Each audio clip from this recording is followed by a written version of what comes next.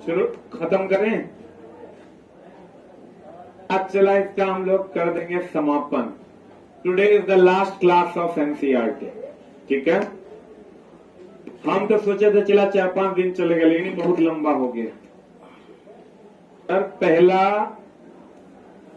इंद्रधनुष, कौन धनुष चला? इंद्रधनुष जो बनता है, कहते हैं इंद्रधनुष में सूर्य की आपतित किरण का, ये जो इंद्रधनुष बनता है, प्रकाश ऐसे आता है। ये पानी की बूंद है, ये क्या है चला? बूंद है। अब पानी की बूंद पर जब सूर्य का प्रकाश ऐसे पड़ता है तो ये इसको कितने रंगों में विभक्त कर देता है?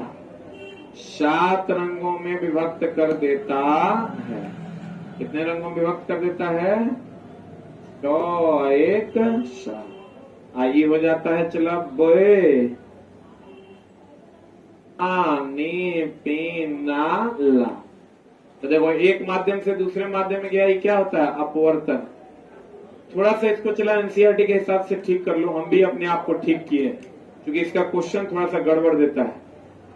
और यहां जो होगा इसको कहते हैं आंतरिक परावर्तन। इसके पानी की बूंद के अंदर परावर्तन, आंतरिक परावर्तन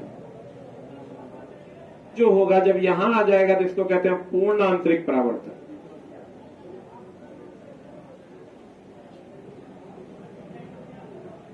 7 रंगों में विभक्त होगा, इसको कहते हैं वर्ण विक्षेपण।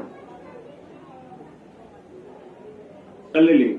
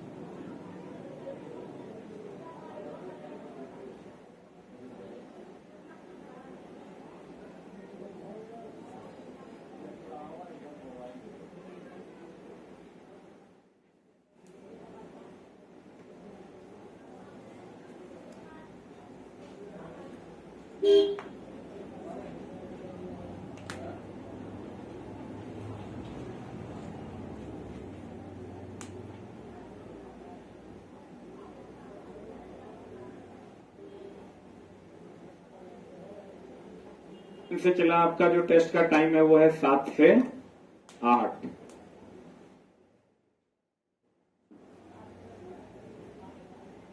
ये ध्यान रखिएगा, आंतरिक परावर्तन और पूर्ण आंतरिक परावर्तन में ये चला पहला ऑप्शन मारना, ये नहीं रहेगा तो मारना पूर्ण आंतरिक परावर्तन। अगर हम झोल एनसीईआरटी में दिया हुआ है, ये दूसरा ऑप्शन होगा। मुख्य कारण है, मुख्य कारण अगर पूछेगा तो क्या हो जाएगा चला? वर्ण विक्षेपण। मुख्य कारण क्या हो जाएगा? वर्ण विक्षेपण। परावर्तन और पूर्ण आंतरिक परावर्तन दोनों ऑप्शन में रहेगा तो क्या मारिएगा? आंतरिक परावर्तन। और नहीं रहेगा तब क्या मारिएगा? पूर्ण आंतरिक परावर्तन। अब बढ़िया से पढ़ लीजिए, समझ में आ जाएगा। देखो कहते हैं इंद्रधनुष में सूर्य के आपतित प्रकाश, ये जो आपतित प्रकाश है, वर्षा की बूंद अपवर्तित तथा विक्षेपित करती है। एक तो अपवर्तित करती है और दूसरा क्या करती है? विक्षेपित। तत्पश्चात इसे आंतरिक परावर्तित करती है। क्या करती है चला? अब पुनः यह किरण अपवर्तित होती है, विक्षेपित करती है, जिसके बाद क्या होता है? जिसके बाद लास्ट में क्या हो जाता है? पूर्ण आंतरिक परावर्तन। पहले होता है आंतरिक परावर्तन और उसके बाद क्या हो जाता है? पूर्ण आंतरिक परावर्तन।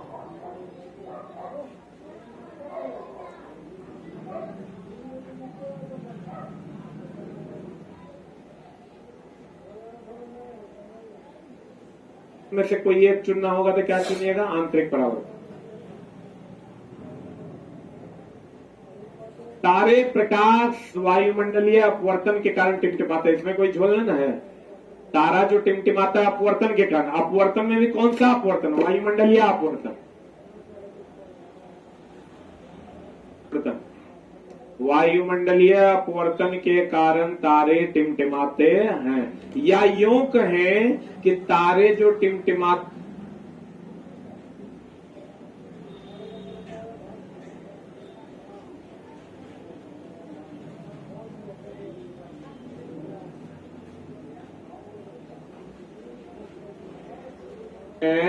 अपवर्तनांक में अंतर के कारण, किसमें अंतर के कारण?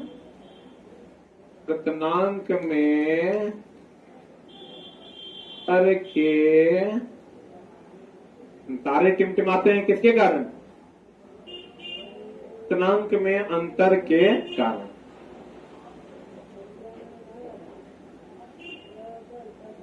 वायुमंडलीय, अल्लाह क्वेश्चन देता है कि तारे टिमटिमाते हैं अपवर्तन के कारण कि वायुमंडलीय अपवर्तन के कारण? वायुमंडलीय अपवर्तन मतलब यहां देखो सघन माध्यम है, ऊपर जाओगे तो कौन माध्यम? विरल माध्यम। तो सघन और विरल माध्यम में अंतर है, तो कहते हैं अपवर्तन के कारण या अपवर्तनांक में अंतर के कारण। अपवर्तनांक में अंतर के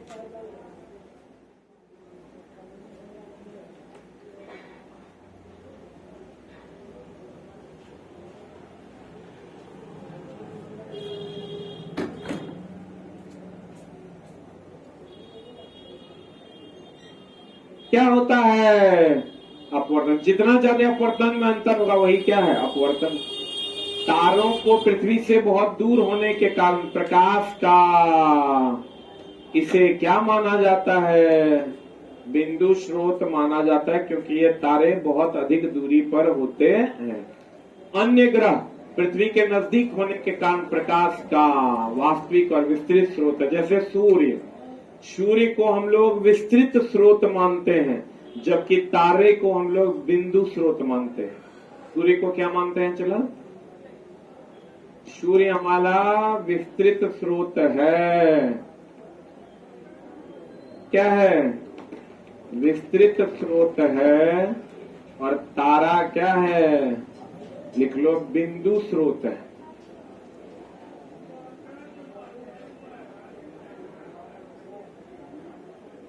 तारा क्या है? चला, बिंदु स्रोत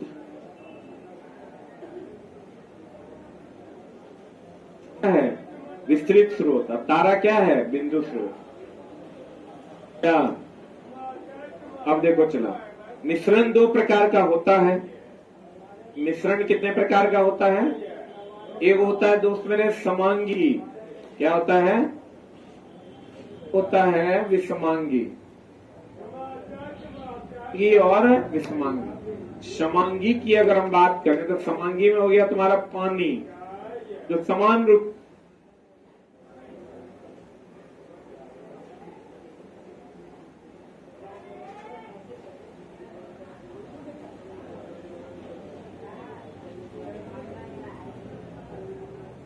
मिला हो। विषमांगी में ले लो तुम दूध, दूध दिखता समांगी है लेकिन होता विषमांगी। अब एक टिंडल प्रभाव। कौन प्रभाव? टिंडल प्रभाव क्या कहता है? देखो, टिंडल प्रभाव। कौन प्रभाव चला? टिंडल प्रभाव कहता है कि अगर आप दूध से होकर प्रकाश को गुजारिएगा, किससे होकर? होकर अगर आप प्रकाश को गुजारिएगा तो ये प्रकाश नहीं गुजरेगा। गुजारिएगा तो अगर यही प्रकाश आप पानी से होकर गुजारिएगा, आप पानी डाल दीजिए, आप पानी से होकर प्रकाश को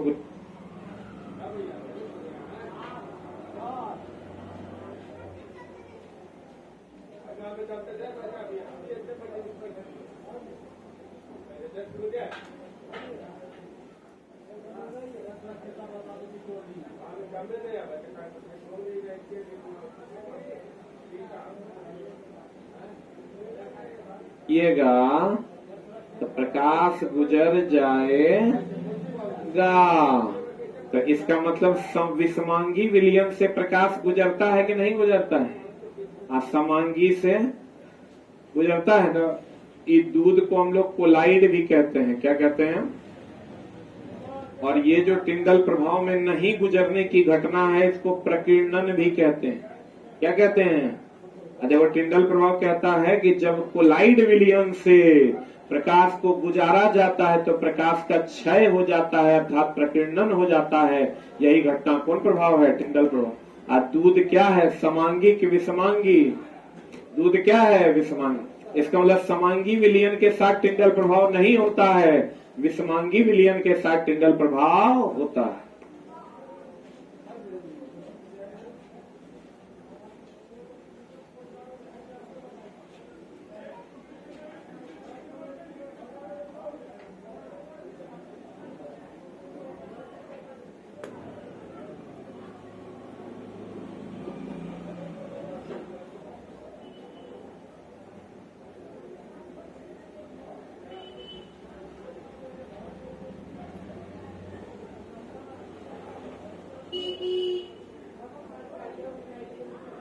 प्रभाव कहता है विषमांगी विलयन से प्रकाश पार नहीं कर पाएगा और समांगी विलयन से प्रकाश पार कर जाए।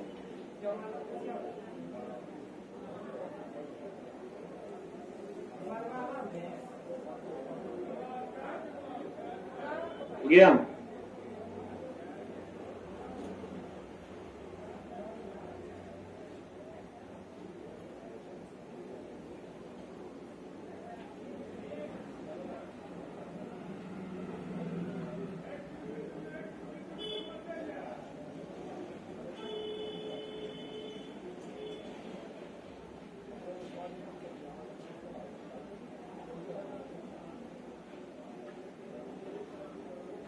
दूध कौन विलयन है? कोलाइड। तो आपको कहेगा टिंडल प्रभाव का संबंध किस विलयन से है? कोलाइड विलयन से। प्रकाश के किस घटना से? प्रकीर्णन से। हो गया?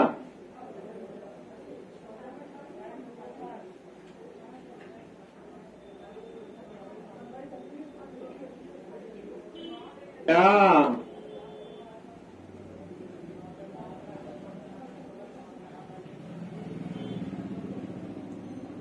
समांगी मिश्रण टिंडल प्रभाव। समांगी मिश्रण जो है पानी समांगी है, समान रूप से मिला हुआ रहता है, ये टिंडल प्रभाव नहीं है। टिंडल प्रभाव प्रकाश का अवरुद्ध होना, रुक जाना, क्षय होना। फिर कहता है प्रकाश के कण के, यहाँ कॉमा होगा, तरंगदैर्घ्य, ऐसे नहीं पढ़ना है, ये रेले का सिद्धांत है। चला प्रकीर्णन का मतलब होता है प्रकाश का क्षय। जैसे धूलकण वगैरह रहता है, टॉर्च जलाते तो प्रकाश का क्षय होता है ना, तो वही प्रकीर्णन है। वही घटना क्या है? प्रकीर्णन।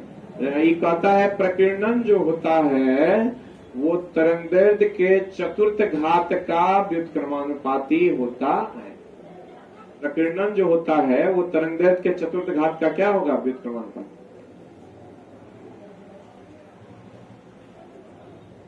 तरंगदैर्घ्य के चतुर्थ घात का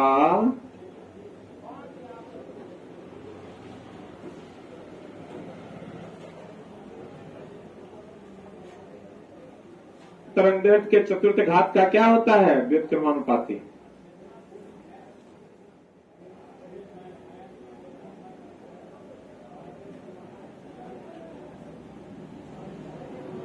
कणों का साइज अधिक होने पर प्रकीर्णित प्रकाश कैसा प्रतीत होगा? श्वेत। प्रकीर्णन मतलब प्रकाश का क्या चला? क्षय। और देखो अगर तुम देखोगे तो बताओ सबसे कम क्षय किसका होता है? लाल का। नीचे से ऊपर लाओगे, लिख लेना, बे आ नी हा पी ना ला। नीचे से ऊपर जाने पर तरंगदैर्घ्य क्या होता है? बढ़ता। लेकिन प्रकीर्णन क्या होगा? प्रकीर्णन यानी क्षय जो है वो क्या होता है? घटता। तो बताओ सबसे कम क्षय किसका होगा? सबसे कम प्रकीर्णन इसी का।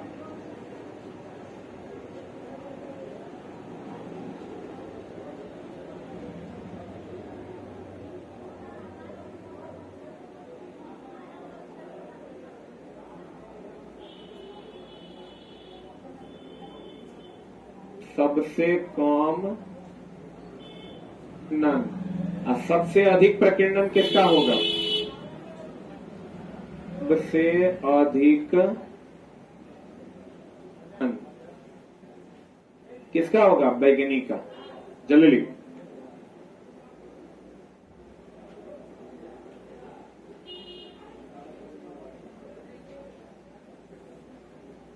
सबसे कम प्रकीर्णन किसका होगा? लाल का। सबसे अधिक प्रकीर्णन किसका होगा? बैगनी का।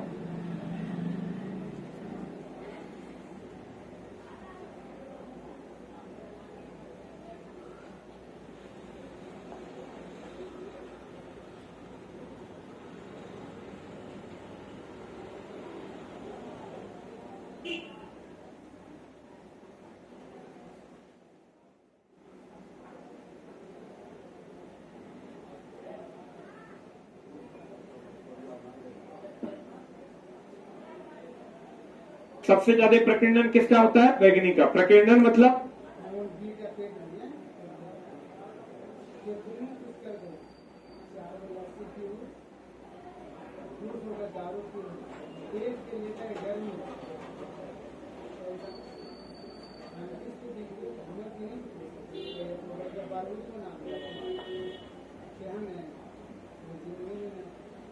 इसलिए खतरे में लाल रंग का प्रयोग करते हैं। खतरा में कौन रंग का प्रयोग करते हैं? लाल रंग का प्रयोग करते हैं, क्योंकि लाल का प्रकीर्णन यानी क्षय कम होता है। दूर से भी आपको दिख जाएगा। उसका साइज अधिक होने पर प्रकीर्णित प्रकाश कैसा प्रतीत होता है? श्वेत। लाल प्रकाश का तरंगदैर्घ्य नीले प्रकाश की अपेक्षा कितना गुना होता है?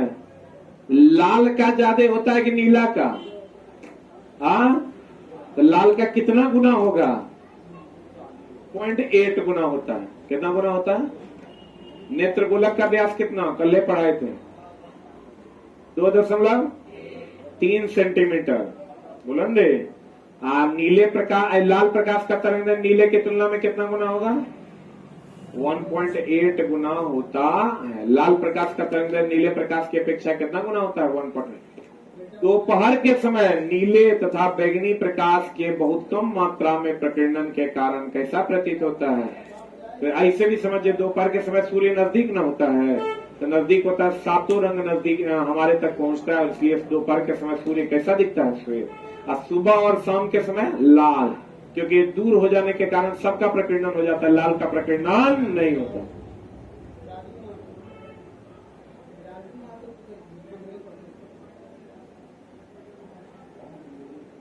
बात सुने हैं? स्विच जानते हैं?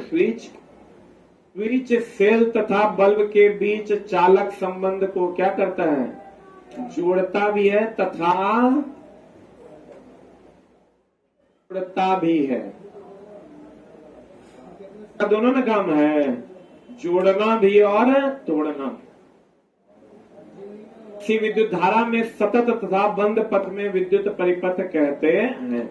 अगर बंद परिपथ होगा तभी ना विद्युत परिपथ रहे।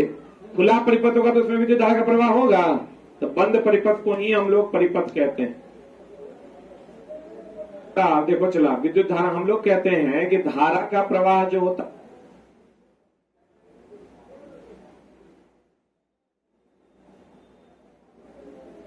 किधर से किधर? पॉजिटिव से निगेटिव। इलेक्ट्रॉन का प्रवाह निगेटिव टू पॉजिटिव, तो इलेक्ट्रॉन का प्रवाह निगेटिव टू पॉजिटिव। अब धारा का प्रवाह, तो चूंकि पॉजिटिव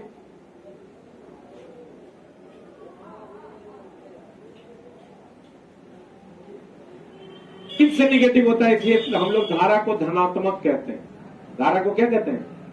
अगर कह देगा विद्युत, इलेक्ट्रॉन को ऋणात्मक कहते हैं। इलेक्ट्रॉन को क्या कहते हैं? इलेक्ट्रॉन चूंकि ऋणात्मक से ऋण से धन जाता है, तो इसको हम लोग कहते हैं ऋणात्मक। क्या कहते हैं? धारा को क्या कहते हैं? धनात्मक कहते हैं। विद्युत धारा धनात्मक आवेश का प्रवाह है, जबकि इलेक्ट्रॉन ऋणात्मक आवेश का प्रवाह है। तो कहते हैं, लेकिन चला अभी तक ही कॉन्ट्राडिक्शन है, इसको कोई सुलझा नहीं पाया। यह है उल्टा, जिसको कोई साबित नहीं कर पाया। कहते हैं विद्युत धारा धनात्मक आवेश का प्रवाह है जो इलेक्ट्रॉन के दिशा के विपरीत है। कहते हैं इलेक्ट्रॉन किधर से किधर? धन से ऋण। इलेक्ट्रॉन ऋण से धन, धारा धन से ऋण, तो दोनों एक दूसरे के विपरीत है। तो इलेक्ट्रॉन धारा धनात्मक आवेश का प्रवाह कि ऋणात्मक, इलेक्ट्रॉन ऋणात्मक आवेश। जल्दी से लिख लो, लिख लो।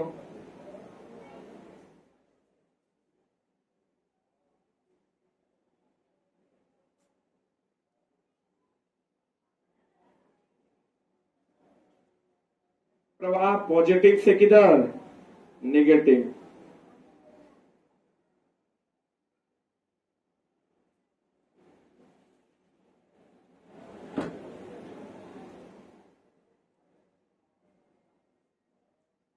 धारा का प्रवाह धनात्मक आवेश का प्रवाह कि ऋणात्मक आवेश का प्रवाह। इलेक्ट्रॉन केवल तभी गति करता है जब चालक के अनुदिश से क्या होता है, विभव में अंतर होगा या दाब में अंतर होगा, तब ना इलेक्ट्रॉन का प्रवाह उच्च से निम्न। ताप में अंतर के कारण होता है ऊष्मा का प्रवाह, विभव में अंतर के कारण होता है धारा का प्रवाह, और सांद्रता में अंतर के कारण होता है गैस का प्रवाह।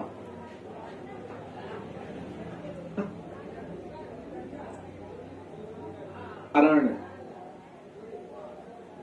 आरा प्रवाह का कारण है, प्रवाह का कारण कभी कभी यहां इसलिए दिए हैं चला विभवांतर की जगह कभी कभी दाब भी दे देता है। हरा प्रवाह का कारण है विभवांतर, प्रवाह का कारण है में अंतर, और ऊष्मा प्रवाह का कारण है अंतर, गैस प्रवाह का कारण है सांद्रता या घनत्व। दोनों देता है, कोई एक मारना। सांद्रता दोनों नहीं देता है, कोई एक देता है, या घनत्व में अंतर। अगर दोनों दे दिया भूल से तो सांद्रता मारिएगा, ता या घनत्व में अंतर। यहां विभवांतर के साथ साथ कभी दाब भी दे देगा, इसीलिए ये लाइन हम ऐड कर दिए। इलेक्ट्रॉन केवल तभी गति करता है जब चालक के अनुदिश दाब या विभवांतर होता है। हरा प्रवाह किसके अंतर के कारण होगा, विभवांतर के। द्रव का प्रवाह लेवल में अंतर के कारण, ऊष्मा का प्रवाह तापांतर के कारण, गैस का प्रवाह सांद्रता या घनत्व में अंतर के कारण।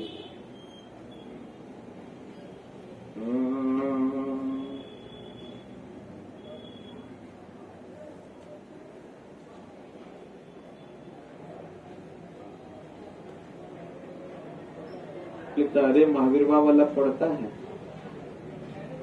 अली अथी पटाता है, मेहनत पर पानी फेर रहा है।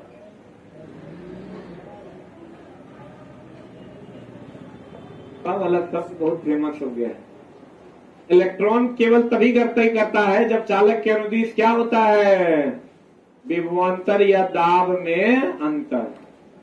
विभव को अस्थिर रखते हुए धारा को नियंत्रित करने वाली युक्ति को क्या कहते हैं, रियोस्टाट। परिवर्ती प्रतिरोध देखो चला, एक होता है प्रतिरोध, कैसा है तो इसको हम लोग कहते हैं प्रतिरोधी तार, प्रतिरोध। और अगर ये ऐसा है तो इसको हम लोग कहते हैं परिवर्ती प्रतिरोध। देखो एक मिनट होल्ड ऑन, परिवर्ती ये क्या करता है चला, इसको हम लोग रियोस्टाट कहते हैं। तो रुक जा, अगर मान लो कि ये कोई बैटरी है और हम यहाँ एगो बल्ब लगा दिए, ये वो बीच में रियोस्टाट लगा दिए, वोल्टेज पर कोई असर नहीं करेगा, लेकिन धारा के प्रवाह को कम ज्यादा करेगा, क्योंकि एक प्रकार का ये परिवर्ती प्रतिरोध है। अगर इतना प्रतिरोध इंगेज कीजिएगा तो कम प्रतिरोध होगा, इतना इंगेज कर दीजिएगा ज्यादा प्रतिरोध होगा, प्रतिरोध ज्यादा होगा तो धारा का मान कम होगा। अगर यहाँ प्रतिरोध की परिवर्ती प्रतिरोध जितना मन उतने यूज कर सकते हैं, तो प्रतिरोध ज्यादा होगा तो धारा का मान कम, और प्रतिरोध कम हो जाएगा धारा का मान ज्यादा। लेकिन बताइए इसका जो वोल्टेज होगा ये तो फिक्स ना होगा रे, इसका जो वोल्टेज होगा वो क्या होगा, फिक्स होगा। तो हम ये कह सकते हैं परिवर्ती प्रतिरोध धारा के मान को घटा बढ़ा देता है, जबकि वोल्टेज पर कोई असर नहीं पड़ता। जल्दी लिखो,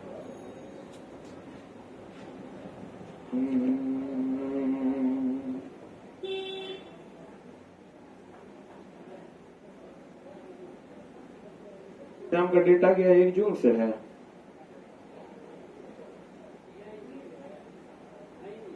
ये जाएगा आज ना कल, काहे टेंशन ले रहा है, सपना तो हर पूरा हो जाएगा।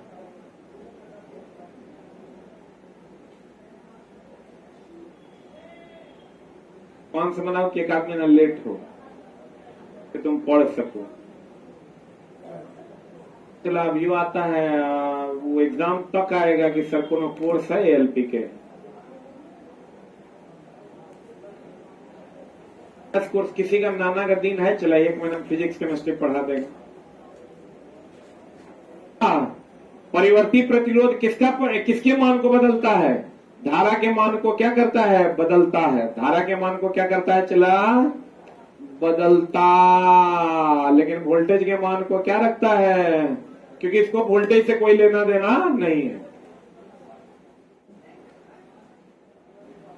धारा के मान को बदलता है, अब वोल्टेज के मान को क्या रखता है? स्थिर रखता है।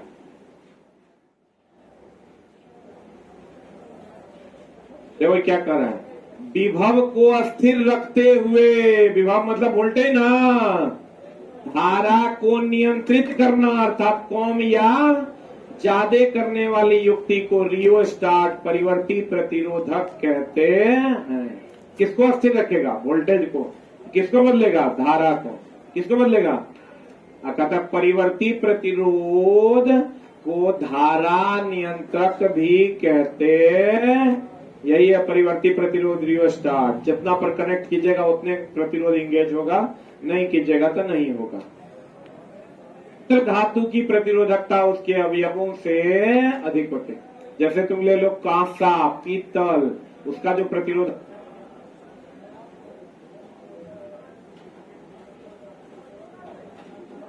से क्या होगा? अधिक होगा।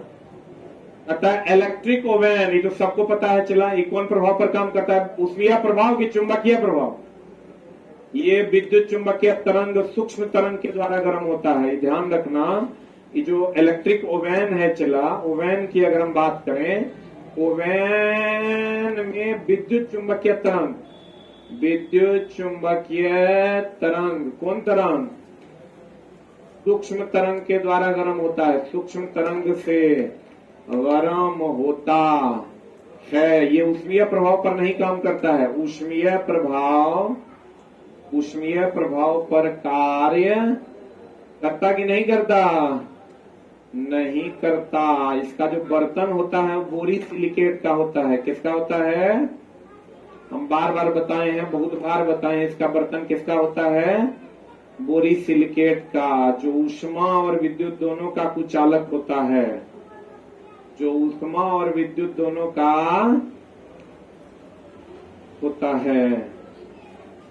पैन में जो बर्तन होता है किसका बना होता है? बोरोसिलिकेट का।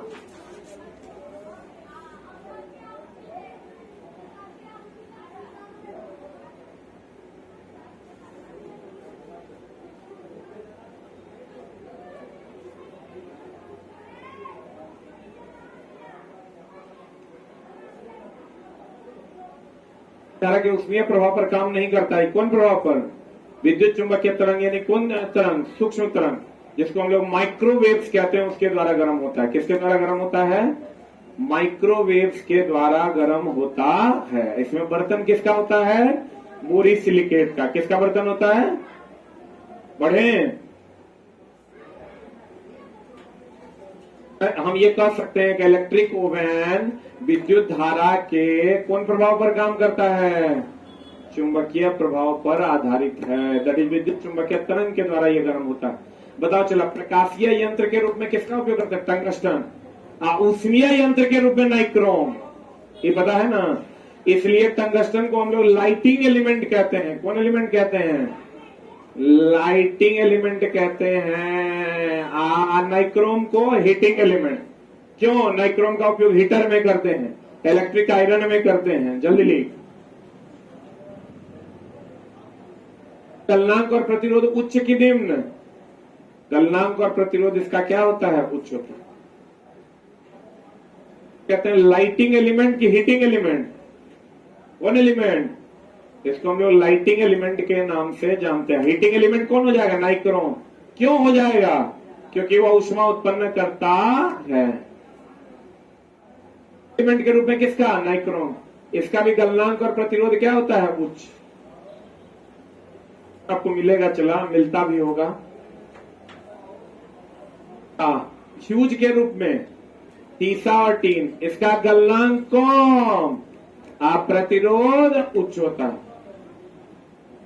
अगर पहला ऑप्शन मारना होगा तो गलनांक कम मारेंगे, और दोनों साथ में रहेगा तो दोनों मारेंगे। गलनांक कम, प्रतिरोध उच्च। फ्यूज की चालकता उच्च की निम्न, प्रतिरोध भी उच्च होता है, इसका चालन भी तेजी से होता है। नहीं होगा चला, विद्युत धारा का प्रवाह नहीं होगा तो वही गर्माएगा, बल्ब कहिया जलाएगा। तो अगर डायरेक्ट पूछे फ्यूज की चालकता क्या होती है तो कहेंगे क्या? उच्च।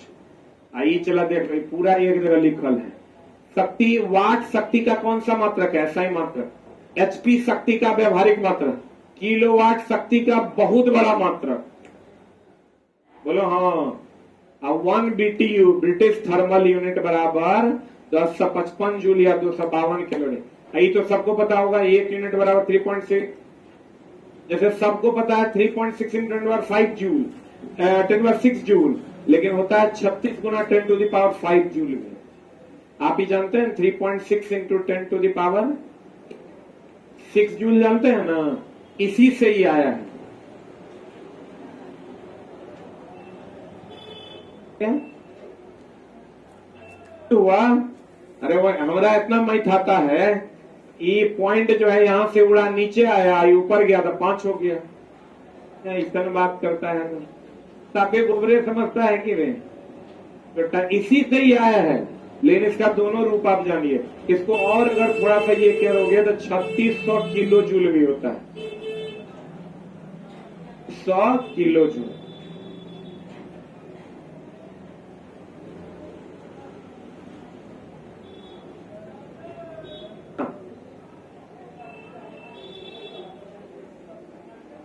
धारा के चुंबकीय प्रभाव की खोज कौन किया? HC और स्टेट। कौन किया था? अब फेराडे का विद्युत चुंबकीय प्रेरण कह देगा था, विद्युत चुंबकीय प्रेरण कह देगा फेराडे। देखो, विद्युत धारा के चुंबकीय प्रभाव का खोज HC और स्टेट किया था, लेकिन अगर कह देगा विद्युत चुंबकीय प्रेरण का खोज कौन किया? कौन किया? फेराडे। फेराडे।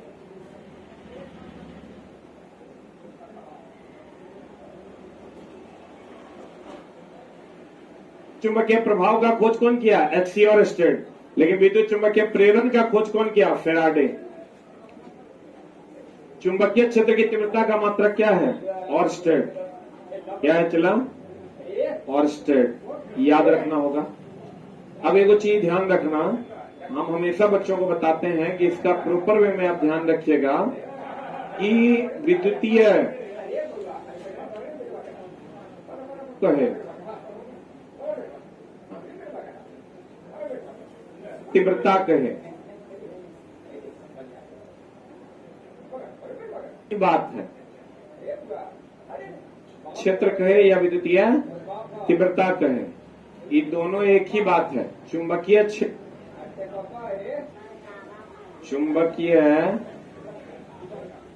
कहे, चुंबकीय क्षेत्र की तीव्रता कहे।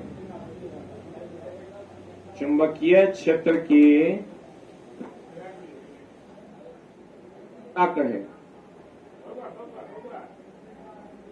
तीव्रता लग जाएगा तो ये सदिश राशि होगा।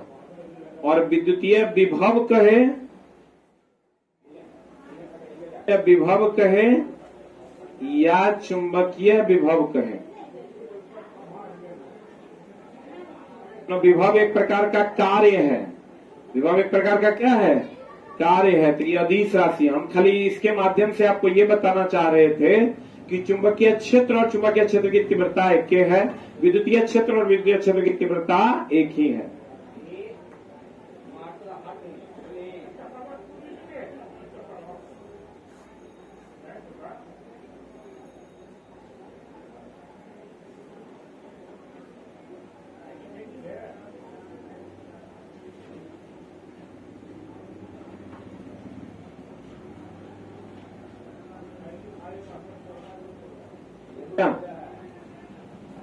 जब भी देगा कौन राशि है? सदिश राशि। अब विभव जब भी देगा कौन राशि है? अदिश राशि।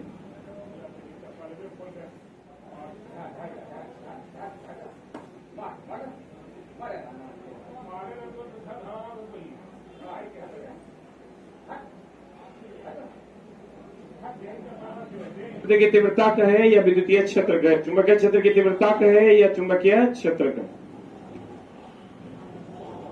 हो गया। अब विद्युतीय विभव कहे या चुंबकीय विभव कहे, दोनों कौन राशि है? अदिश।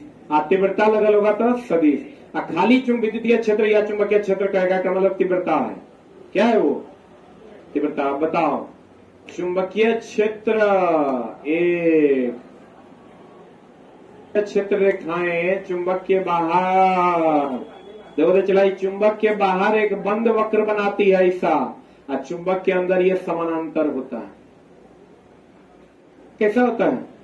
समानांतर होता है। क्वेश्चन तुमको कहेगा कि ये मान लो अगर नॉर्थ पोल है और ये साउथ पोल है, तो ये जो चुंबकीय बल रेखाएं ऐसे जाती है, ऐसे आती है। डायरेक्शन दिए कहाँ है? खुला है कि नहीं? पढ़ के पकड़ा गया है कि नहीं? साउथ जाएगा तो चुंबक के बाहर एक वक्र बनाता है और चुंबक के अंदर समानांतर, और ये एक संकेंद्रीय वृत्त बनाता है। क्या बनाता है? अगर आपको कहेगा चुंबकीय क्षेत्र रेखा क्या बनाता है, तो कहेंगे एक संकेंद्रीय वृत्त। समझते हैं ना? हो कंसेंट्रिक सर्किल, जिस सर्किल, सभी सर्किल का केंद्र अगर एक हो तो उसे संकेंद्रीय वृत्त कहते हैं। केंद्रीय वृत्त बनाता है। जल्दी लिख।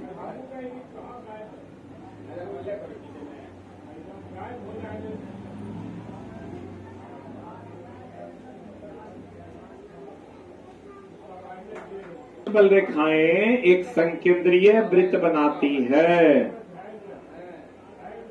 चुंबक के बाहर एक बंद वक्र बनाती है, चुंबक के अंदर कैसी होती है? समानांतर।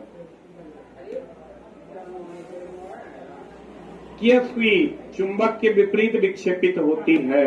ये चला देखो, ये चुंबकीय सुई और ये कभी समानांतर नहीं होता है, ये थोड़ा सा टिल्टेड होता है 17 डिग्री पर। कितना डिग्री पर?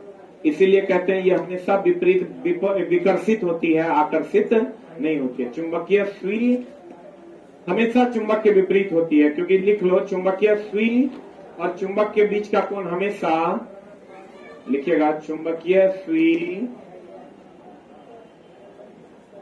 और के चिका हमेशा 17 से 18 डिग्री होता है। कितना होता है चला? इसलिए ये हमेशा विक्षेपित करके टेढ़ा कर देती है।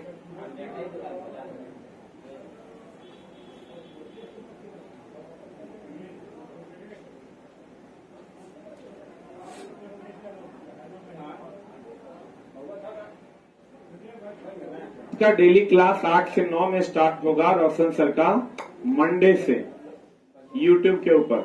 8 से 9 यूट्यूब के ऊपर डेली 8 से 9 रोशन मिश्रा सर का मैथ स्टार्ट हो रहा है, जिसमें आपको टीसीएस का जो करंट क्वेश्चन है 22-23 का वो करवाया जाएगा। इसी सप्ताह मंडे से 8 से 9 में ये बैच स्टार्ट होगा आपका। यूट्यूब के ऊपर बिल्कुल फ्री है, 8 से 9 में आप इसको कर सकते हैं। अरे 8 से 9 रीजनिंग ना है रे, 8 से 9 नहीं, 7 से 8। 7 से 8 मेरा ना है, 7 से 8।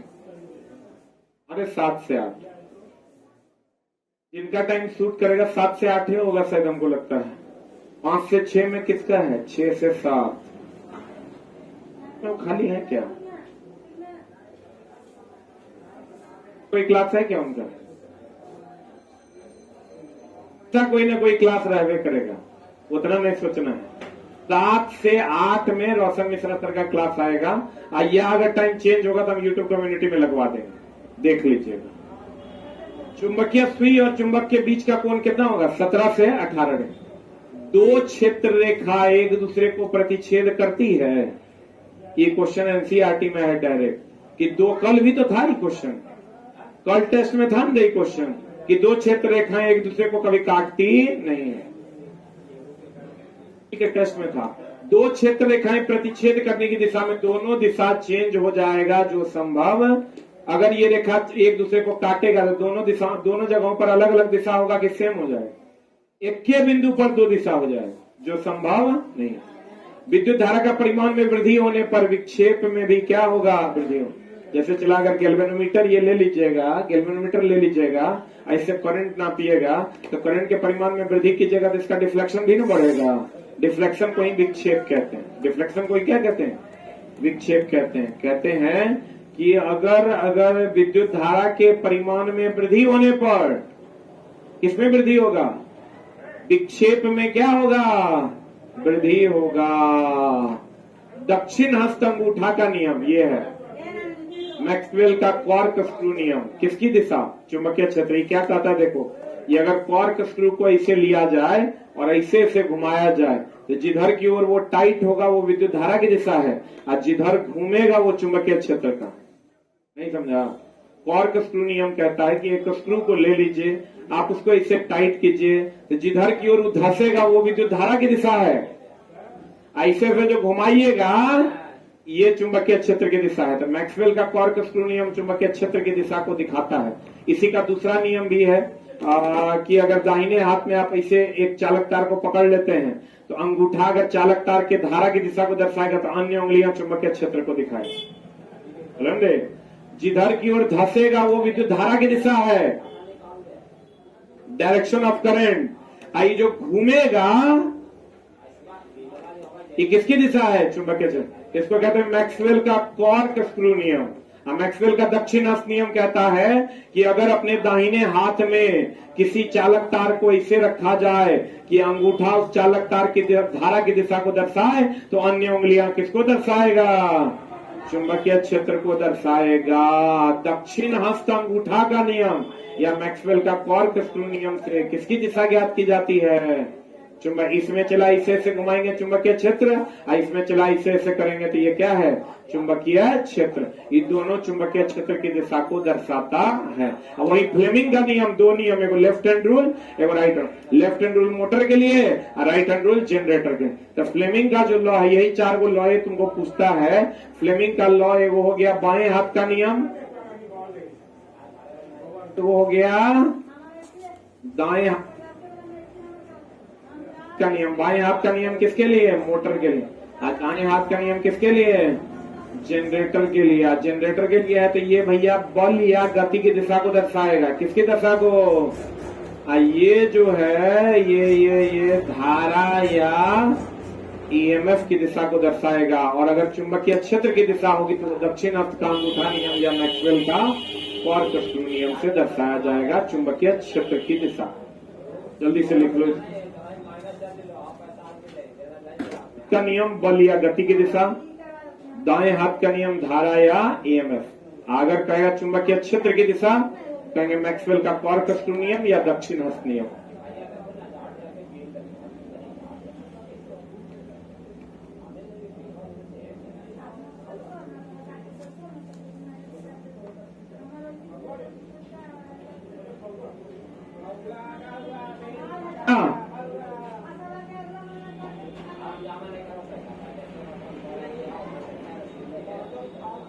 ने कितने लॉ दिए थे? दो।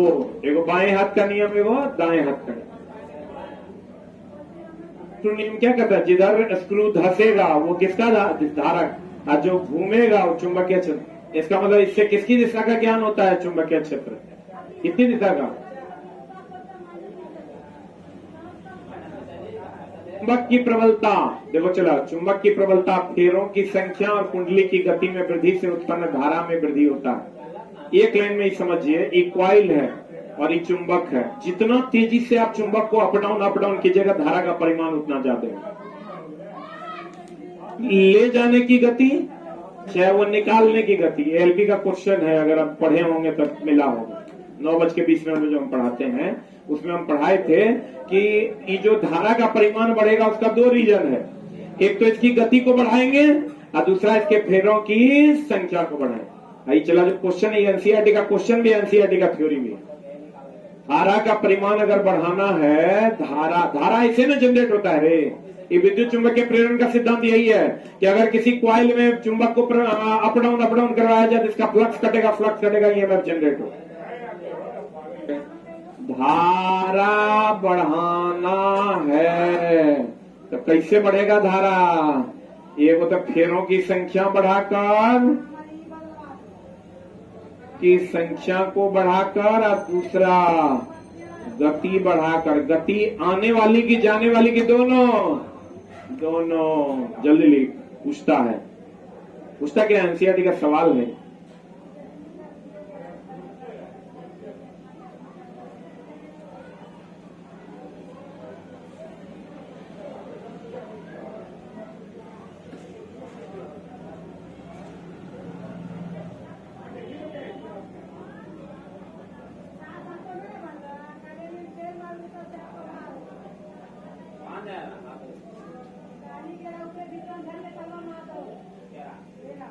रीजनिंग का टेस्ट आज दिए थे आप लोग?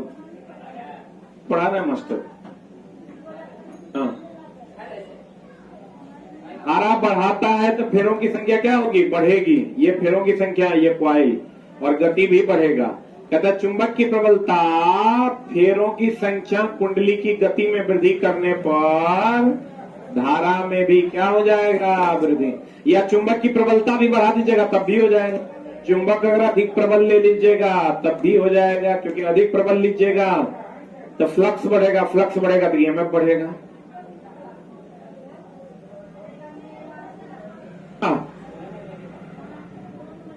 नेक्स्ट वन इज, मानव शरीर के दो भागों में चुंबकीय क्षेत्र होता है। कहां कहां? हृदय में भी चुंबकीय मैग्नेटिक फील्ड होता है, और कहां पर चला? मस्तिष्क में। सही है? हृदय में भी और कहां? मस्तिष्क में। दोनों जगह मैग्नेटिक फील्ड होता है।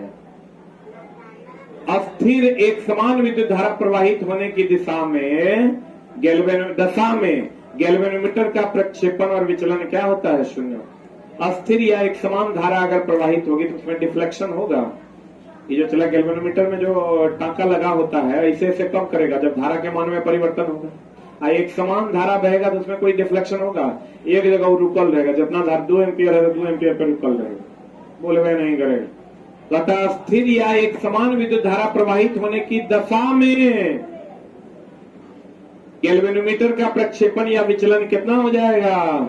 शून्य हो जाएगा। धारा अगर बदलेगा तो डिफ्लेक्शन इसका क्या हो जाएगा? बदले। एक समान रहेगा तो कोई परिवर्तन होगा? नहीं होगा।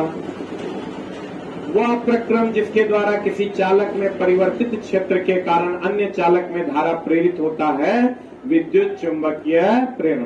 अभी तुरंत ने बताया, अगर फ्लक्स कटेगा तो क्या जनरेट होगा? ईएमएफ। और यही घटना क्या है? विद्युत चुंबकीय प्रेरण, जिसकी खोज कौन किया था? फेराड किया था। कौन किया था? फेराड। हम बोले विद्युत धारा के चुंबकीय प्रभाव का खोज एचसी और स्टेड किया, लेकिन विद्युत चुंबकीय प्रेरण का खोज कौन किया था? कौन किया? फेराड। अब देखो चला, एक बात बताओ, आवृत्ति किसको कहते हैं? लाइन बड़ा सुंदर है। आवृत्ति किसको कहते हैं? एक दोलन पूरा करने में लगा समय काल कहते हैं। एक दोलन पूरा करने में लगे समय को आवर्त काल कहते हैं। 1 सेकंड में दोलनों की संख्या को आवृत्ति कहते हैं। 1 सेकंड में दोलनों की संख्या को आवृत्ति कहते हैं। हमको ये बताओ, अल्टरनेटिंग करंट जो है इतने में ना अपन दिशा बदल लेता है। ये पॉजिटिव या निगेटिव, ये पॉजिटिव या निगेटिव, इतने में ना दिशा बदलता है। बोले वे नहीं करें। आवर्त काल की अगर हम बात करें, हमको बताओ फ्रीक्वेंसी इसका कितना होता है? 50 हर्ट्ज होता है। आवृत्ति दिया हुआ, आवर्त काल कितना हो जाएगा? T बराबर 1/f। तो 1/f का मान कितना हो जाएगा? 50। 1/50 बोले तो 0.02 सेकेंड। तो 0.02 सेकेंड हो गया आवर्त काल। यानी यहां से लेकर दोलन पूरा करने में लगा समय, मतलब ये एक दोलन हुआ यहां से लेकर यहां तक, इसमें जो समय लगेगा वही ना आवर्त काल है। तो यहां से यहां तक समय लगा 0.02 सेकेंड। तो यहां से यहां तक का समय तब कितना हो जाएगा? 0.01 सेकेंड। मतलब हर 0.01 सेकेंड में ही दिशा बदल देगा। फिर यहाँ 0.01 सेकेंड फिर दिशा बदल देगा। बोले गए नहीं करें। इसको जब सॉल्व करोगे तो ये आ जाएगा 1/100 सेकेंड में दिशा बदल जाएगा। हम ये कह सकते हैं अल्टरनेटिंग करंट का आवृत्ति 50 हर्ट्ज, आवर्तकाल 0.02 सेकेंड, और हर 0.01 सेकेंड में ये अपनी दिशा को क्या कर देगा, बदल देगा। अर्थात 1/100 सेकेंड में 0.01 को हम 1/100 सेकेंड लिख सकते हैं। 1/100 सेकेंड में ये अपनी दिशा को क्या कर देगा, बदल देगा।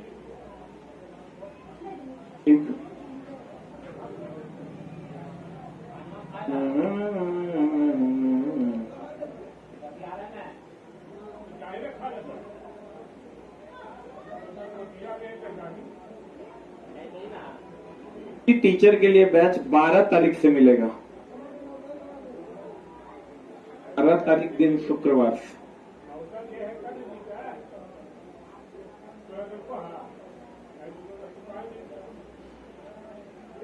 ब्रह्मास्त्र का बैच चला सोमवार से रविवार से स्टार्ट हो रहा है, इसी संडे से।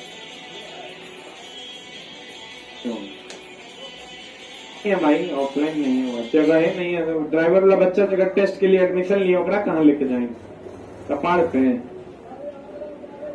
100 का रूम खाली है, में 100 बच्चा बैठाइए की होगा, को खाली नहीं, गड़बड़ा जाएगा। इस सेट नहीं हुआ है, संडे तक सेट हो जाएगा, अनाउंसमेंट भी हो जाएगा, दोपहर में ही रहेगा। कितना सेकंड के बाद बदल देगा, 1/100 सेकंड।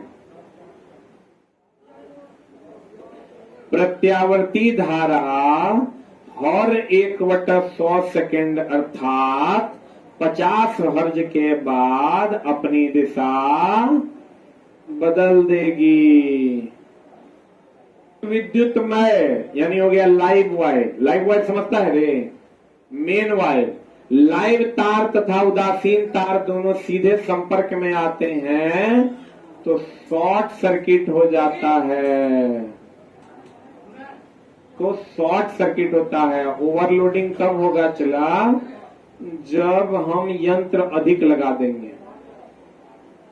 जब लाइव और न्यूट्रल आपस में मिल जाएगा तो क्या हो जाएगा, शॉर्ट सर्किट। ओवरलोड का मतलब ज्यादा यंत्र का लग जाना, एक को पंखा की जगह 10 को पंखा लगा देंगे, शॉर्ट सर्किट हो जाएगा। चलाने में पता चला हमारे शरीर में जो रासायनिक ऊर्जा है वो किस ऊर्जा में बदलता है, पेशीय ऊर्जा में। अब पुनः पेशीय ऊर्जा, देखो शरीर का रासायनिक ऊर्जा पेशीय ऊर्जा में बदलता है, पेशीय ऊर्जा यांत्रिक ऊर्जा में बदलता है। बोले नहीं करेगा। चला साइकिल चलाने में, क्या चलाने में, ये आपके पास है रासायनिक ऊर्जा, ये रासायनिक ऊर्जा बदल जाता है पेशीय ऊर्जा में, आई पेशीय ऊर्जा बदल जाता है यांत्रिक ऊर्जा में। बोलो नहीं, साइकिल चलाने में रासायनिक ऊर्जा पेशीय ऊर्जा में, अब पुनः पेशीय ऊर्जा यांत्रिक ऊर्जा में बदल जाता है। ऊर्जा के स्रोत में कोयला का उपयोग किसके लिए, कोयला के उपयोग से ही औद्योगिक क्रांति आई थी। कोयला का उपयोग अभी वो अलग बात है कि धीरे धीरे वो समाप्त हो जाएगा, लेकिन कोयला के उद्योग से ही पहली बार क्या आया था, औद्योगिक क्रांति आया था। इसी को द्रव सोना कहते हैं। जल विद्युत संयंत्र में संचित स्थितिज ऊर्जा को, ये जो स्थितिज ऊर्जा होता है यहाँ, इसी से न विद्युत उत्पन्न करते हैं, जबकि यह प्रक्रिया जल में, स्थितिज ऊर्जा से हम लोग विद्युत ऊर्जा निकालते हैं, लेकिन गति जो होता है पानी का उससे न विद्युत निकलता है। तो कहेगा पानी के किस प्रक्रिया द्वारा विद्युत उत्पन्न होता है, गति के द्वारा, इसके द्वारा। जबकि बांध में होता कौन ऊर्जा है, स्थितिज ऊर्जा। स्थितिज ऊर्जा से विद्युत ऊर्जा मिलता है, लेकिन पानी की किस क्रिया के द्वारा, किस क्रिया के द्वारा। दोनों क्वेश्चन अलग अलग है। तुमको कह देगा कि बताइए विद्युत संयंत्र में संचित स्थितिज ऊर्जा किसमें बदलती है, विद्युत ऊर्जा में, जबकि यह प्रक्रिया जल की कौन ऊर्जा द्वारा होता है, कौन ऊर्जा द्वारा, स्थितिज ऊर्जा के द्वारा। देखो यहाँ स्थितिज ऊर्जा है, ये स्थितिज ऊर्जा विद्युत ऊर्जा में बदलता है, लेकिन जल के कौन प्रक्रिया के द्वारा, कौन प्रक्रिया के द्वारा, गतिज ऊर्जा के द्वारा। जैव गैस, जैव गैस वही हो गया, कौन गैस है, गैस, गोबर गैस। गोबर गैस जान रहा है ना। बायोगैस में मीथेन सर्वाधिक, कितना, 70 से 75%। सबसे कम प्रदूषण कौन फैलाता है? हाइड्रोजन। लेकिन प्रयोग में लाया जाता है सीएनजी। प्रयोग में लाया जाने वाला सबसे कम प्रदूषण फैलाने वाला सीएनजी। सबसे ज्यादा पवन ऊर्जा शक्ति का उपयोग डेनमार्क में होता है, इसलिए इसे क्या कहते हैं?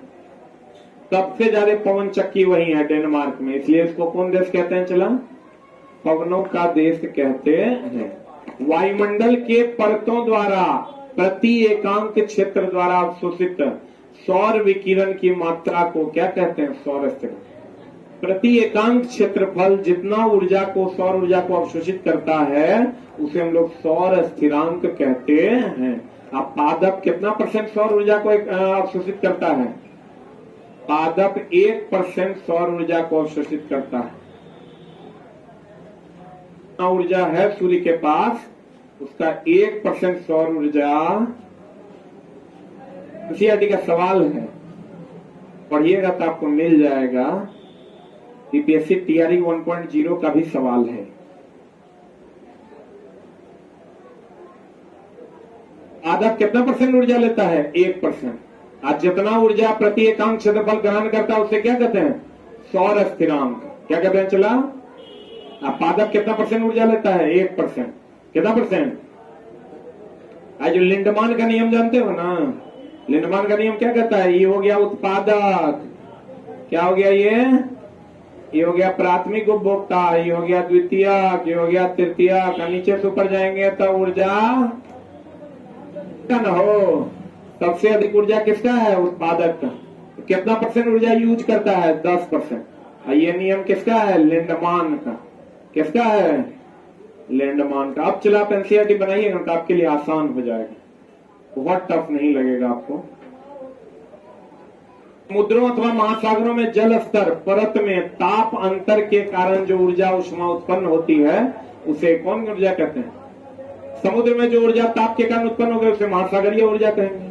बोलो ने, अब प्रत्येक स्तरों के बीच ताप का अंतर कितना डिग्री से होना आवश्यक है? प्रत्येक समुद्र में प्रत्येक स्तर के बीच 20 डिग्री का अंतर होना जरूरी है। नाभिकीय विज्ञान में ऊर्जा को प्रायः किसमें व्यक्त करते हैं? महाभिविया है। ये ध्यान रखना चला, ऊर्जा का मात्रक जो होता है वो जूल है ना, लेकिन किलोवाट आवर भी है, क्योंकि 1 किलोवाट आवर बराबर होता है 3.6 इंटू 10⁻6 जूल। और मेरी जान इलेक्ट्रॉन वोल्ट भी है, क्योंकि 1 इलेक्ट्रॉन वोल्ट बराबर होता है 1.6 इंटू 10⁻⁻19 जूल।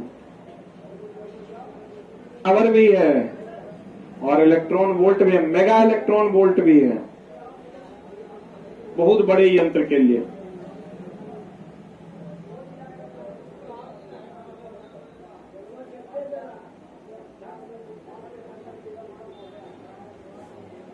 हो जाएगा ना रे। तो चला बोल दिए तो अपना जुबान निभा रहे हैं। को लग रहा था कि 4-5 दिन ये 100-125 पढ़ा देंगे, बहुत हो गया। पढ़ देते तब तो कोई दिक्कत नहीं था, खत्म हो जाता। लेकिन पढ़ाएंगे। कैसा लगा तुम लोग को क्लास? पक्का? नाभिकीय विज्ञान में ऊर्जा की प्राय इलेक्ट्रॉन वोल्ट में व्यक्त किया जाता है। हम लोग जो विद्युत ऊर्जा खपत करते हैं उसमें किलोवाट आवर में, ऊर्जा को किलोवाट आवर में, नाभिकीय विज्ञान में इलेक्ट्रॉन वोल्ट में, क्योंकि दोनों किसके बराबर है? जूल के बराबर। और जूल किसका मात्रक है? ऊर्जा का। अभी तुरंत बताए थे चला, हाइड्रोजन को स्वच्छ ईंधन माना जाता है क्योंकि ये सबसे कम प्रदूषण फैलाता है, परंतु उपयोग में आने वाला स्वच्छ ईंधन क्या है? सीएनजी। हाइड्रोजन गैस हम लोग उपयोग नहीं करते। नाभिकीय संलयन अभिक्रिया के लिए उच्च ताप की आवश्यकता होती है कि निम्न ताप? उच्च ताप ना। संलयन में उच्च ताप होता है कि विखंडन में? संलयन में 1000 गुना ज्यादा होता है, नाभिकीय विखंडन से प्राप्त होता है। नाभिकीय संलयन की क्रिया जो होती है वो स्टार्ट होती है उच्च ताप से। अब वह उच्च ताप कहां से प्राप्त होता है? नाभिकीय विखंडन से। कहां से? तो कहते हैं वे पदार्थ जो जैविक प्रक्रम द्वारा अपघटित हो जाते हैं उसे, देखो एक होता है जैव निम्नीकरणीय, एक होता है जैव अनिम्नीकरणीय। Biodegradable, non biodegradable. निम्नीकरणीय जो सड़ जाता हो, अनिम्नीकरणीय जो नहीं सड़ता हो, जैसे प्लास्टिक। अनिम्नीकरणीय में अगर आओगे तो ये अनिम्नीकरणीय में कौन हो जाएगा? प्लास्टिक। प्लास्टिक, शीशा, ये सब क्या है? अनिम्नीकरणीय। अनिम्नीकरणीय का इंग्लिश होता है non biodegradable. Non biodegradable, non biodegradable.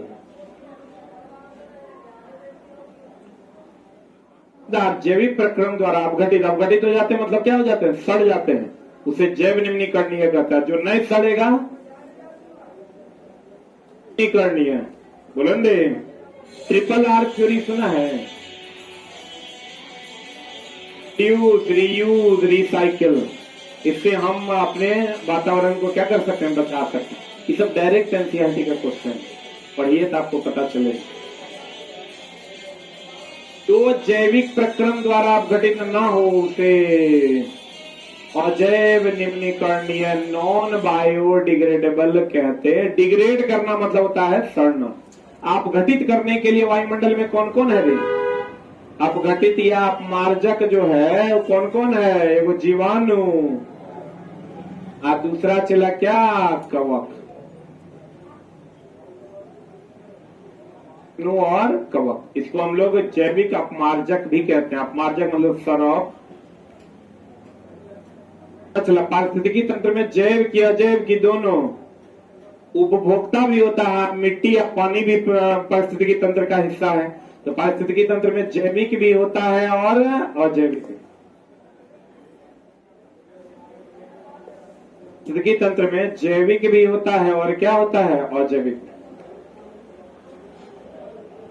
नदी, तालाब, झील, प्राकृतिक पारितंत्र तथा बगीचा, खेत क्या है? चला करना। वन तो प्राकृतिक है, ये है। नदी भी, तालाब भी, झील भी, बगीचा हम लोग बनाते हैं। खेत कृत्रिम पारितंत्र का हिस्सा है।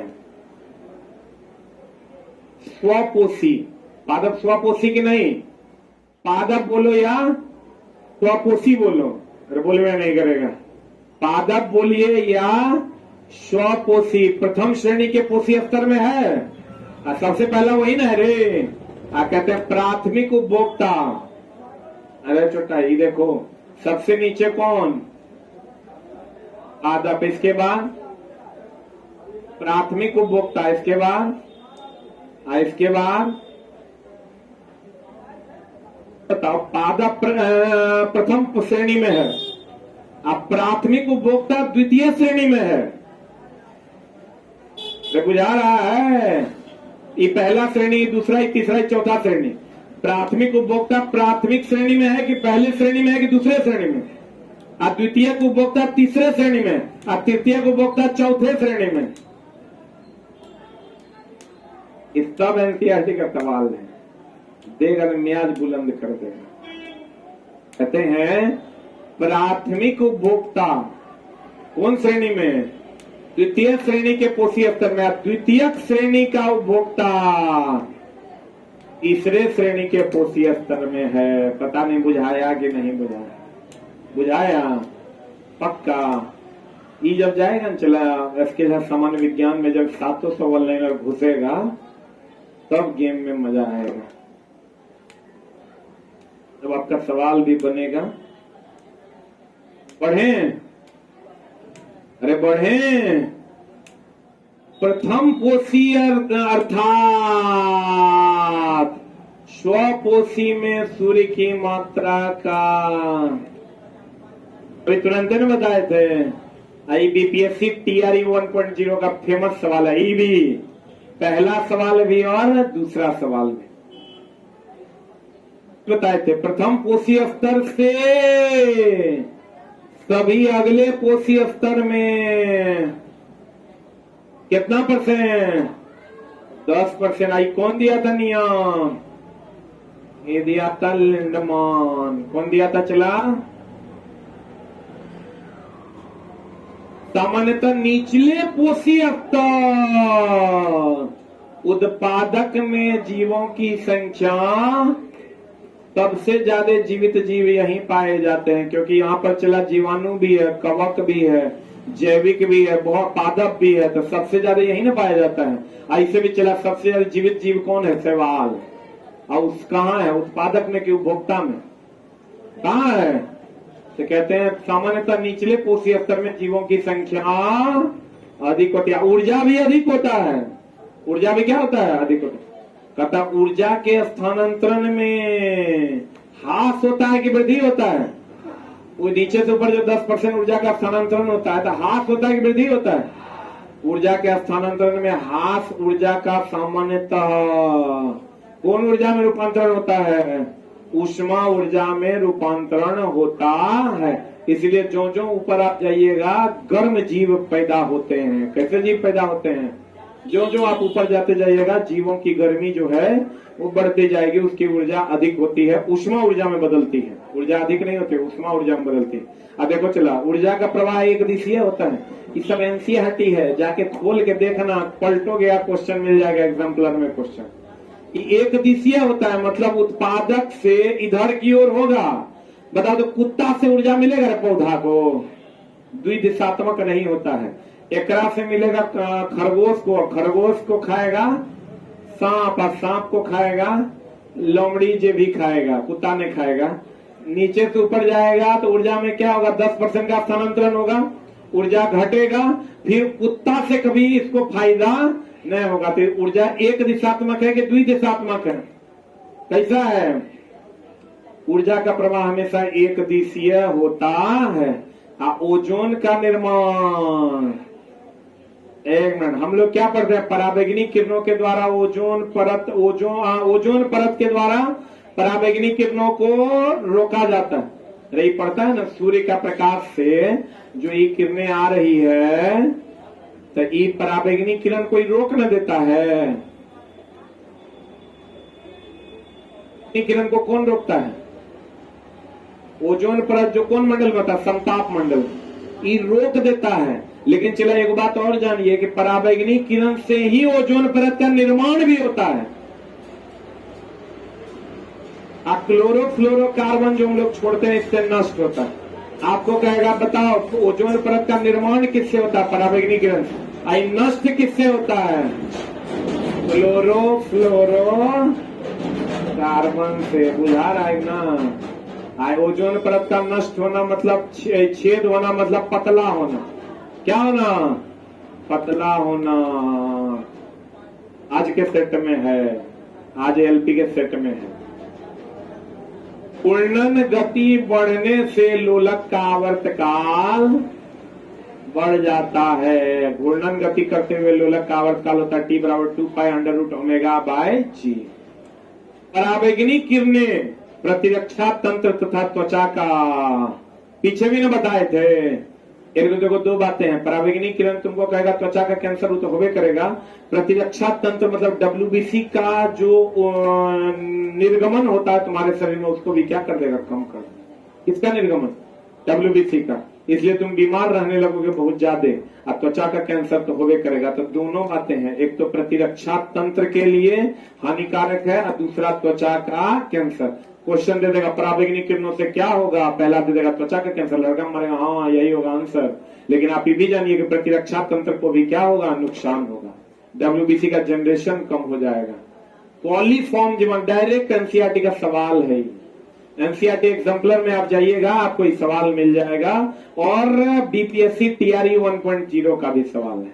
आप कहिएगा सर आपको कैसे पता है? तो चला हम तो देखे हैं क्वेश्चन, हमारा पता है। पूरा ने विश्वास है, तुम जाकर देख लिया।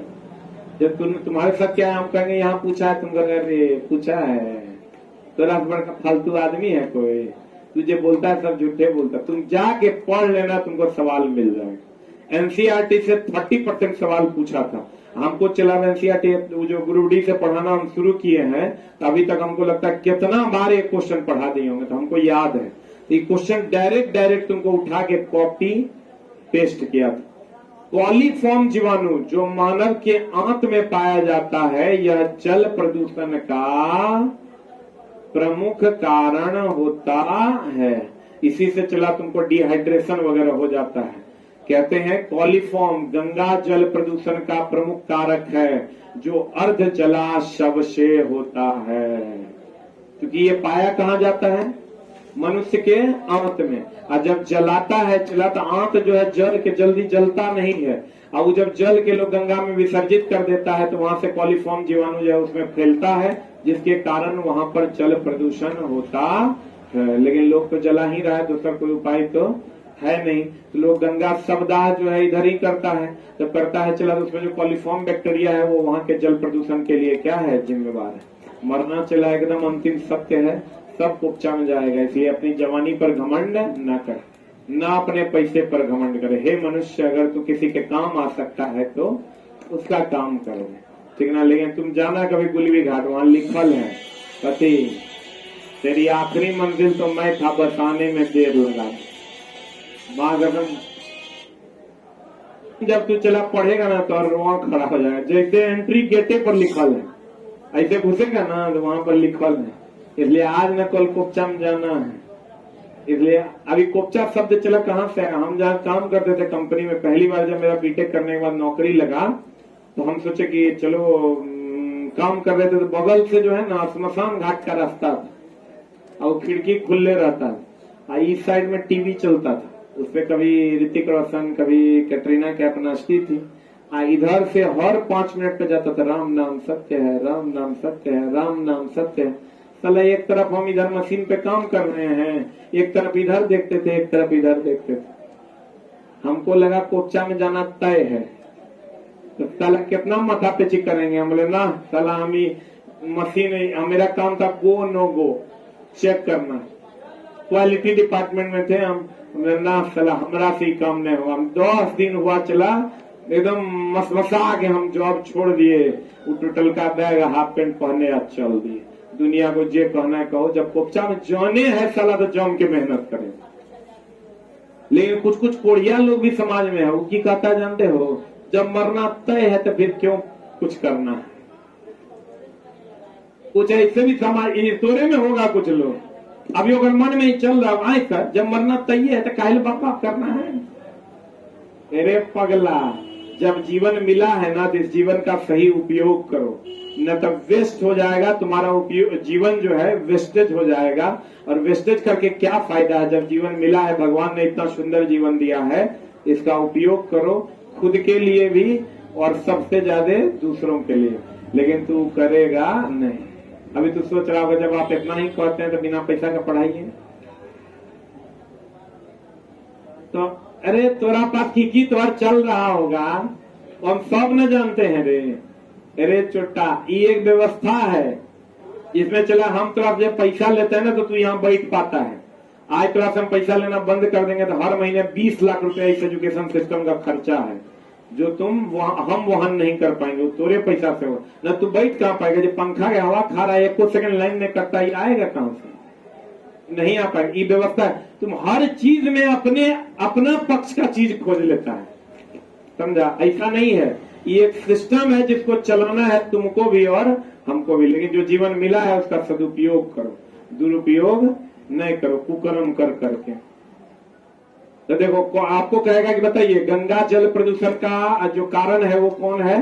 कॉलीफॉर्म। कॉलीफॉर्म कहाँ पाया जाता है? मनुष्य की आंत में, और इसी से जल प्रदूषण होता है। इसी से क्या होता है?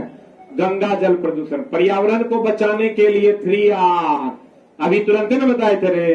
3R में कौन कौन है? 3R में रिड्यूस मतलब कम उपयोग कीजिए, रीयूज कीजिए यानी पुनः उपयोग कीजिए, और रिसाइकिल कीजिए मतलब पुनः चक्रण कीजिए।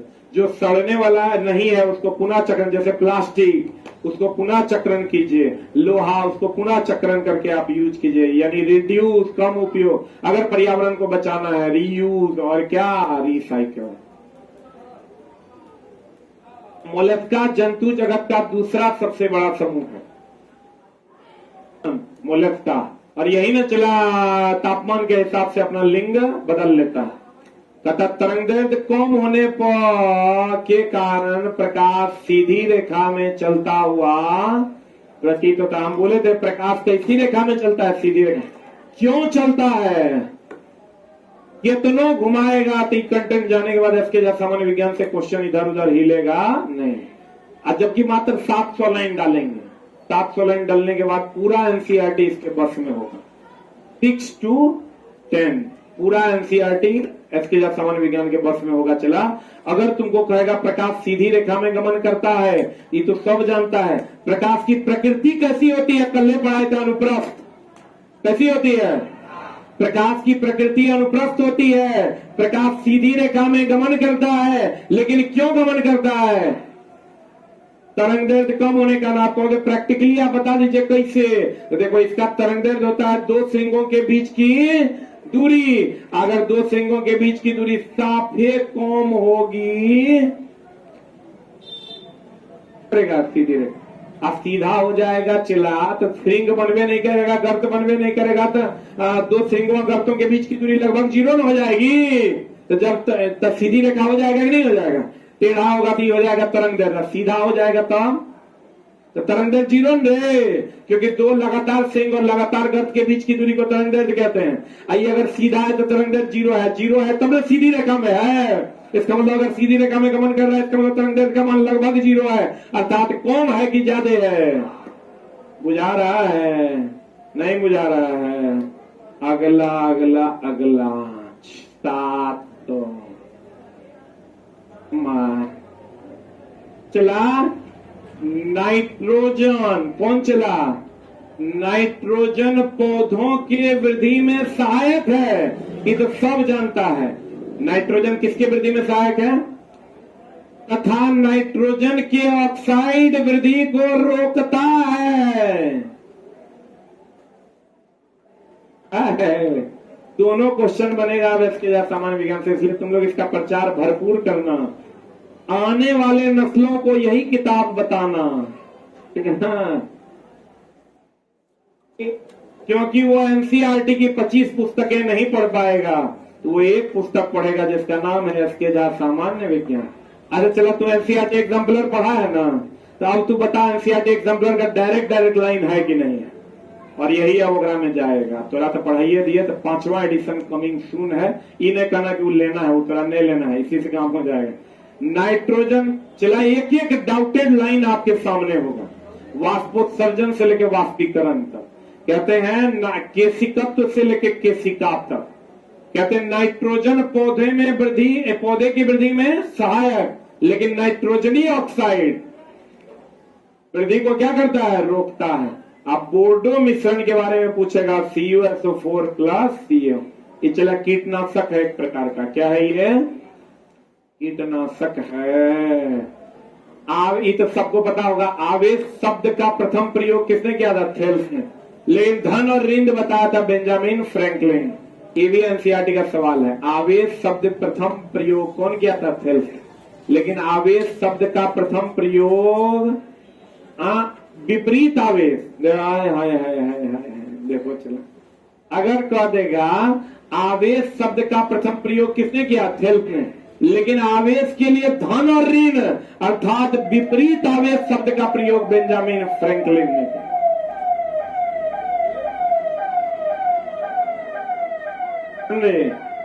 भारत की सबसे बेहतरीन पुस्तक एसके झा सामान्य विज्ञान, ठीक है। चला, एपीजे अब्दुल कलाम साहब के किताब पर हम देखे उस दिन की लिखा हुआ था 3 लाख प्लस पुस्तक बिकी है। मेरी किताब चला 12 लाख प्लस बिकी है। हम एपीजे अब्दुल कलाम को नमन करते हैं, हम इन्हें कहते हैं, उनसे बड़े हो गए हैं, हम उनके आगे चला एकदम चूजा से भी चूजा है। लेकिन किताब की अगर हम बात करें, बच्चों ने इसको इतना पसंद, क्योंकि एपीजे अब्दुल कलाम साहब की किताब बच्चों के उतने यूज में नहीं आई है, या वो बच्चे पढ़ना नहीं चाहते क्योंकि उसका रिजल्ट नहीं है। वो सोचते हैं हमको जीवन वन नहीं बदलना, हमको नौकरी लेना है, इसलिए ये किताब इतनी बिकी है। 12 लाख अप्रॉक्स किताब अभी तक मार्केट में। हमको लगता है ऐसा कोई रूम नहीं है जिस रूम में तुम घुस जाओगे तो इसके सामान्य विज्ञान तरफ दिखाई नहीं देगा। और हमको ऐसा लगता है चला पढ़ा के हमको जितनी सफलता मिली, जितनी पॉपुलैरिटी मिली, उससे ज्यादा पॉपुलैरिटी हमको इसके सामान्य विज्ञान दे दिया। कहते हैं चला आवेश शब्द का प्रयोग कौन किया, थेल्स किया, और विपरीत आवेश शब्द किसने? बेंजामिन फ्रैंकलिन ने किया। क्लियर है? प्रथम बार आवेश उत्पन्न किसने किया? फैराडे ने। लेकिन आवेश का संचरण किसने बताया? किरचॉफ ने। ये लिख लो चला, आवेश का संचरण के बारे में कौन बताया? किरचॉफ ने बताया। किसने बताया? किरचॉफ ने। हा हा हा हा। उत्पन्न कौन किया था? फैराडे ने, विद्युत चुंबकीय प्रेरण का सिद्धांत देकर। लेकिन भैया आवेश का संचरण के बारे में किसने बताया? किरचॉफ ने। किसने बताया? किरचॉफ ने। आवेश शब्द का प्रयोग किया थेल्स ने। विपरीत आवेश धन और ऋण शब्द का प्रयोग किया बेंजामिन फ्रैंकलिन ने। आवेश उत्पन्न करने की बात कही फैराडे ने, आवेश संचरण की बात कही किरचॉफ ने। प्रथम और द्वितीय नियम देकर, धारा रूल, नोड रूल और जंक्शन रूल देकर के। वास्तविक गैस, आदर्श गैस वह गैस है जिसका न कोई विरोध हो, न स्थान क्षेत्रता हो, न श्यानता हो, न संपीड्यता हो। उसे हम लोग कौन गैस कहते हैं? आदर्श। आदर्श आदमी थे एपीजे अब्दुल कलाम साहब। आदर्श लोग वह लोग होते हैं जिसका कोई विरोध नहीं होता है। कहते हैं वास्तविक गैस आदर्श गैस के नियम का पालन उच्च ताप तथा निम्न दाब पर होता है। ये आइडियल केस है, प्रैक्टिकली प्रूव्ड है, आपको याद रखना होगा। वास्तविक गैस आदर्श गैस के नियम का पालन कब होता है? उच्च दाब और निम्न दाब। अरे आदर्श गैस समीकरण जानता है ना? पीवी बराबर एनआरटी। ई तब लागू होगा जब उच्च ताप होगा और निम्न दाब। हाइड्रा कौन चला? हाइड्रा खतरा महसूस होने पर हिप्नोटॉक्सिन नामक रसायन छोड़ता है। कौन छोड़ता है? हाइड्रा। अभी वो वेब सीरीज आया है अमेजन प्राइम पे, उसमें चला, इसी के बारे में बताया गया है। वो हिप्नोटॉक्सिन नामक हार्मोन छोड़ता है जिससे हार्ट का प्रॉब्लम होता है, कार्डियक प्रॉब्लम हो जाता है। इसी पर इसकी कहानी बनी हुई है। अभी हम 2 पार्ट देखे तो थोड़ा 10-10 मिनट करके देख रहे हैं। उसमें होता क्या है, और कोकून भी वो चला एक जीव है जो कोकून छोड़ता है, उससे भी कार्डियक प्रॉब्लम होता है। जैसे रेशम से कोकून मिलता है तुमको, वैसा ही एक जीव होता है जो कोकून छोड़ता, जाली बनाता है, उससे भी कार्डियक प्रॉब्लम होता है बहुत सारे जीवों को। बहुत सारे जीव बहुत अधिक समय तक अगर जंगल में है और सोए हुए हैं और उसपे उसका वो जाल बना देता है तो उसका हार्ट अटैक से क्या हो जाता है? मृत्यु हो जाता है। कहते हैं हाइड्रा खतरा महसूस होने पर हिप्नोटॉक्सिन नामक क्या छोड़ता है? रसायन छोड़ता है जो जहरीला होता है। एक लाइन देख लो चला, केवल गति का अध्ययन काइनेमेटिक्स और द्रव्यमान और गति का अध्ययन काइनेटिक्स, दोनों अलग अलग है। रुक जा, काइनेमेटिक्स और काइनेटिक्स। केवल गति का अध्ययन करेंगे तो क्या हो जाएगा? काइनेमेटिक्स। और द्रव्यमान और गति दोनों का अध्ययन करेंगे तो क्या हो जाएगा? काइनेटिक्स। ये ध्यान रखना चला, काइनेमेटिक्स केवल गति का अध्ययन और द्रव्यमान और गति दोनों का अध्ययन करेंगे तो काइनेटिक्स। अब जब इतना पढ़ाइए तो एक लाइन थोड़ी छोड़ देंगे, एक लाइन और है। अब कहां है?